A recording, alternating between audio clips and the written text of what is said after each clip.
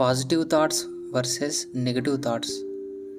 మనం positive thoughts కంటే negative థాట్స్కి కానీ నెగిటివ్ మెమోరీస్ పైన కానీ ఎందుకు స్థిరంగా ఉంటాం?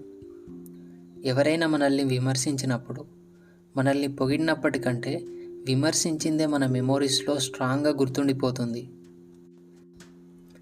ఉదాహరణకు, జరిగింది లేదా జరగగలిగే వాటి గురించి ఆలోచించి యాంగ్జైటీ కారణంగా మీకు రాత్రి నిద్రపోవడం కష్టంగా ఉందని అనుకుందాం.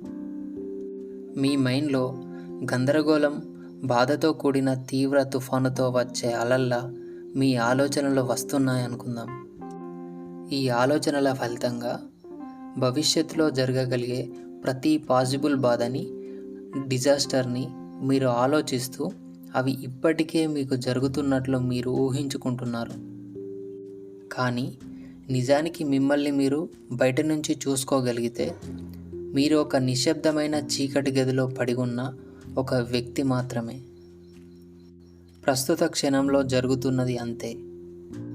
కానీ మీరు అనుభవిస్తున్న నెగిటివ్ థాట్స్ పూర్తిగా మీ తలలో ఉన్నవి మాత్రమే.